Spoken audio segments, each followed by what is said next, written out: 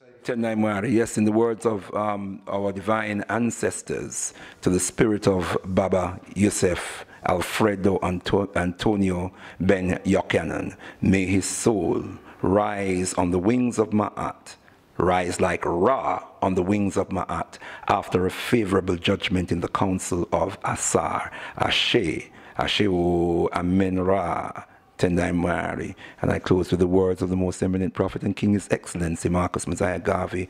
African people, unite, organize now or perish. Rise, you mighty African people, for you can accomplish whatever you will. Africa, to the God of Africa be the glory. Amun, Amun, Amun. Hetep Unamastu. We bow to the divine in you. Thank you so much. There was empires in Africa called Kush, Timbuktu, where every race came to get books. My success to you, even if you wish me the opposite. Sooner or later, we'll all see who the prophet is. I ain't at my political party. How I see my sisters and aunties. Alkebu-Lan, that's the whole.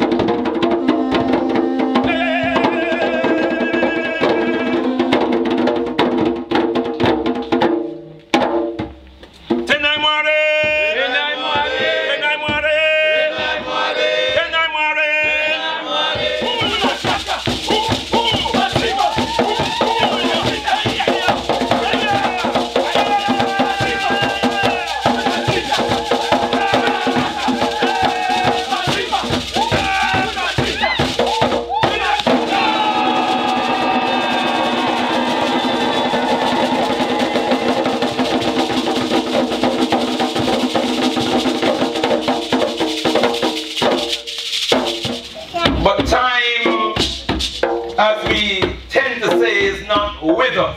That's not a correct statement.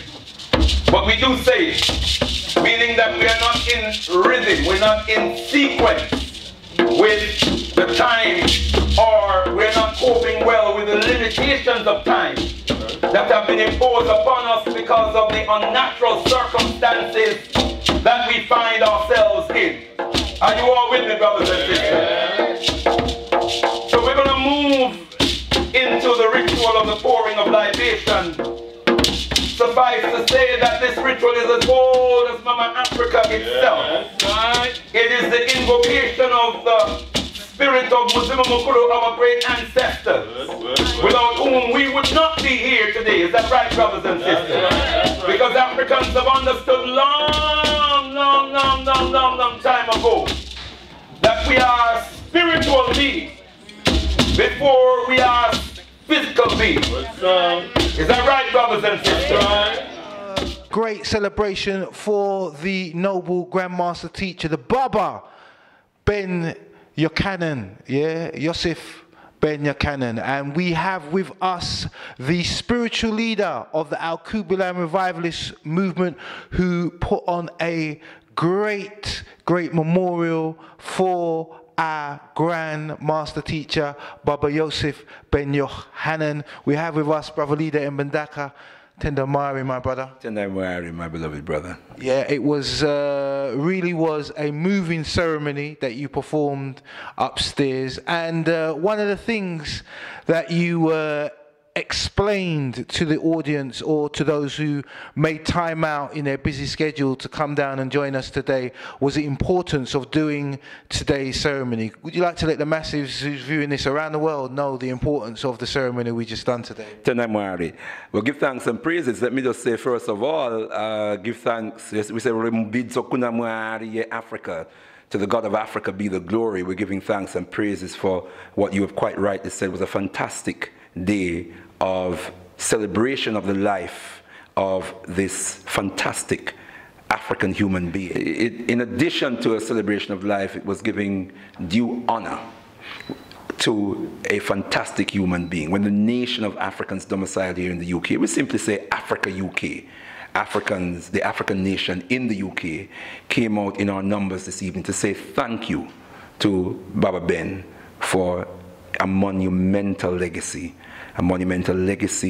of upliftment, empowerment, a monumental legacy of reconstructing the history of African people, and in that context reconstructing the minds of African people so we can free ourselves mentally and spiritually from oppression. Now I'll come to your question, which was why was this so important? You see, all great people celebrate the most outstanding contributors to their history.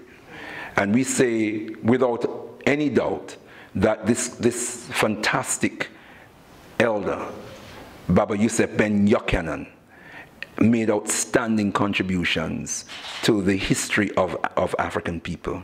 And we're getting ourselves back into good habits. We're seeing ourselves as a nation again, and we realize that this is how a nation responds when one so great, one who has given so much to the people, has now transitioned to the realm of the ancestors, and the people must gather and must celebrate the life of that one, must give thanks for the works and the sacrifices of that one, and must give due honor and praise. So that's what we did tonight. And in so doing, you know, we have children there. We are indicating to our children our own value system. We are telling them what character, the kind of works that we would celebrate as a people. And all children like to be recognized and like to be celebrated. So if they want to be a hero or a shiro, then they know what to do. TENDAI MWARI. I love the way that you put the whole libation together and was walking everyone through the libations, yeah, and we was all giving a joyful noise to the Creator, to the Most High, to that creative force, to the ancestors, on behalf of Yosef ben-Jochannan.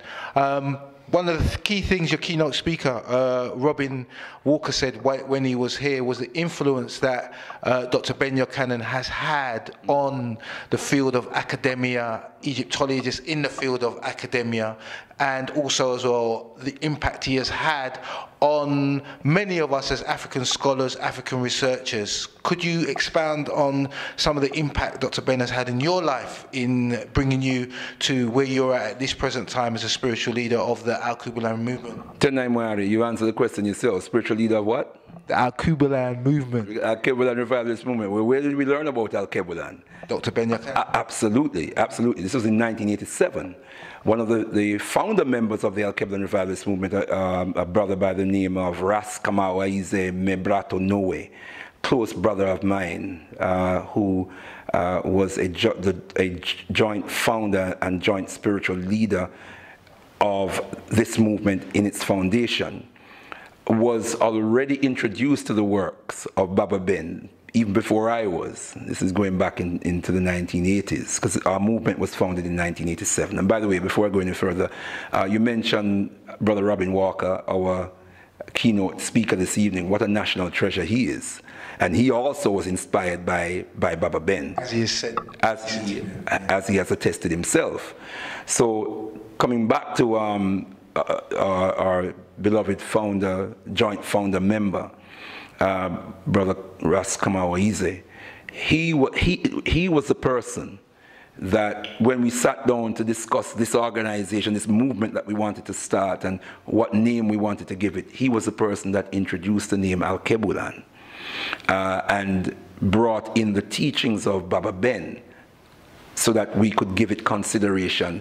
And you can see that we, through the power of the works, as it was introduced to us, as it was taught to us, we realized that this is an inspiration that should be at the core of the formation and the founding of this movement. And so we called it the Alkebu-Lan Revivalist Movement, Alkebu-Lan being one of the oldest names on historical record for the African continent, representing the African land and people before we were invaded, conquered, and enslaved.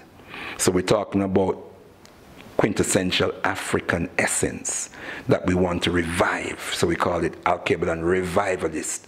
And movement is our objective to launch ourselves into a mass social force and political force and spiritual force that will permeate the entire African world and lift the entire African world people to the level of liberating ourselves. So that's our vision. The eloquent words you use show the legacy, if you like, of Dr. Yosef ben-Jochannan.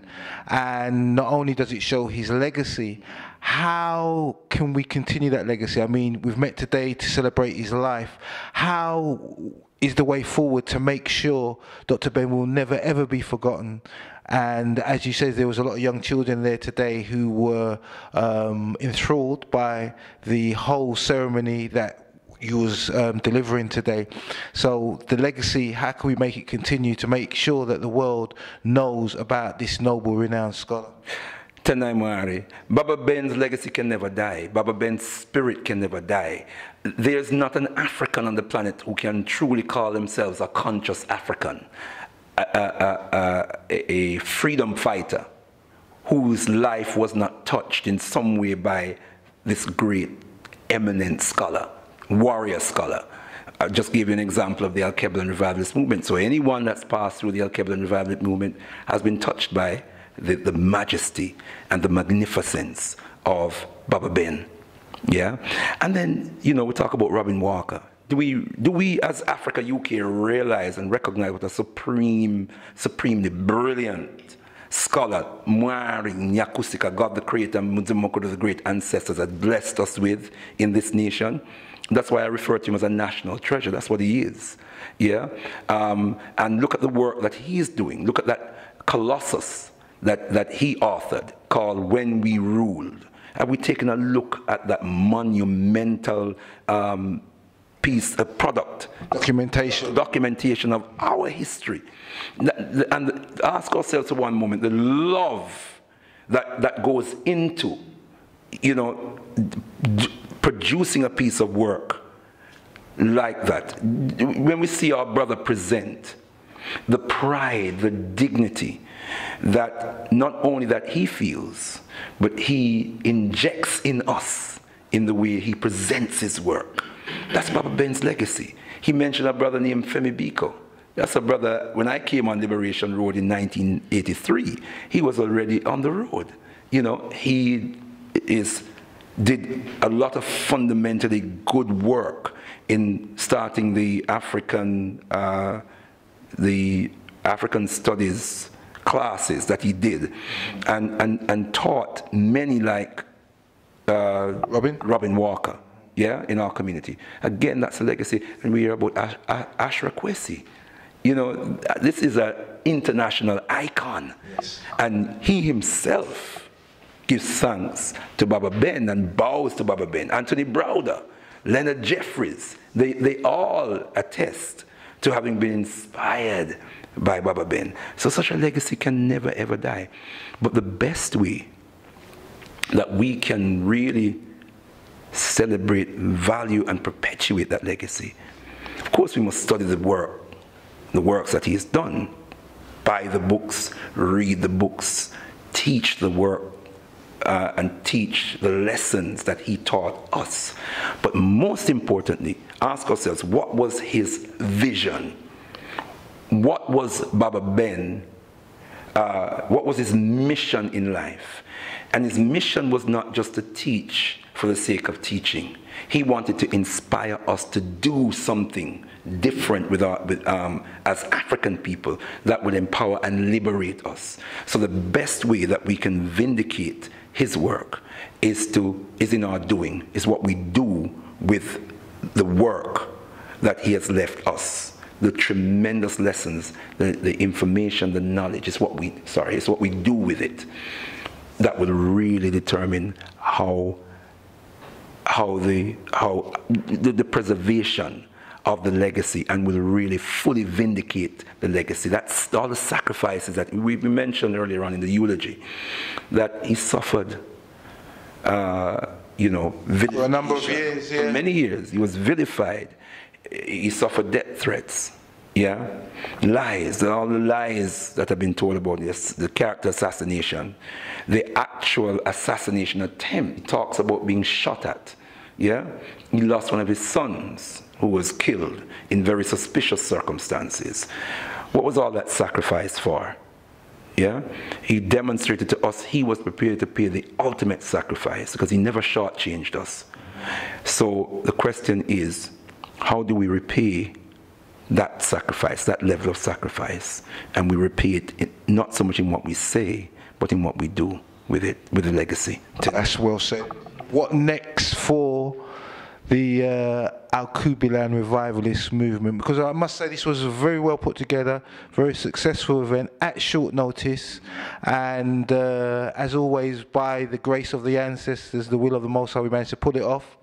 What next have you got coming forth for conscious minds and other minds who we're trying to, and hearts we're trying to touch and reach at this present time? TENDAI MWARI. Well, as you know, the Alkebu-Lan Revivalist Movement is at the center of establishing the Interim National African People's Parliament. We're involved with that, and that is a nation. That's a nationwide independent representative body that is designed to promote, preserve, and protect the best interests of African people here in the UK, very much like other groups of people in this country have their national representative body. They do. The Jewish has their council, the Hindus have their council, everyone has their representative, apart from we seem to want to join up with everybody else, but everybody else don't want us in their party. Absolutely. And really, ultimately, it's about organizing ourselves as a nation of people.